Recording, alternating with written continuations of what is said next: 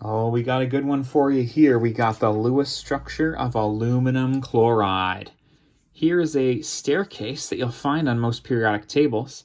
Anything to the left of it is a metal, including aluminum. Aluminum's a metal.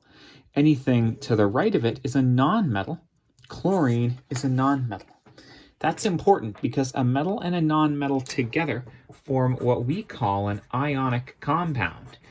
And there will be a transfer of electrons from the metal to the nonmetal. Now what you need to know is how many electrons each of these atoms is bringing. An aluminum atom is found in group 13 of the periodic table, so it brings 3 valence electrons. Al, 1, 2, 3 electrons. Beautiful. Chlorine is here in group 17. That brings 7 valence electrons with it. Cl, 1, 2, 3, 4, 5, 6, 7.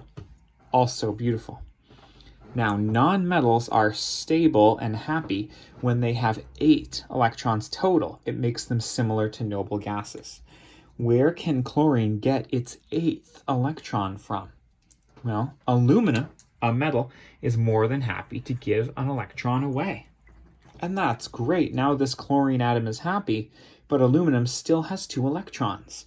Where are they going to go? The answer is you need more chlorines. Another chlorine with 7 valence electrons can host 1 more electron. And a third chlorine, also with 7 valence electrons, can host the third. I'm just going to draw those arrows in here. Here's aluminum giving up that electron. Here's aluminum giving up that electron. Oh yeah. Now we have aluminum giving away all its electrons and 3 chlorines, each accepting 1 to get a full, stable outer shell of 8 electrons. Love it. There's no surprise, probably, that the chemical formula for aluminum chloride is AlCl3. You need 1 aluminum giving away its electrons across 3 chlorines to make all the atoms stable and happy. To draw the final Lewis structure here. Now this is the Lewis structure for an ionic compound.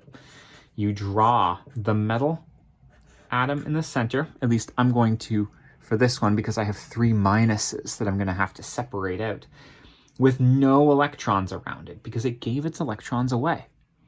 Because it lost 3 electrons, you give it a charge of +3. It's losing 3 minuses, which give it a plus charge. And then in the areas around it, I would draw my chlorines with 8 electrons. I know it brought 7, but remember it gained an 8th from the aluminum. And that means it has a -1 charge for the 1 extra electron. Now you just got to copy that out 3 times.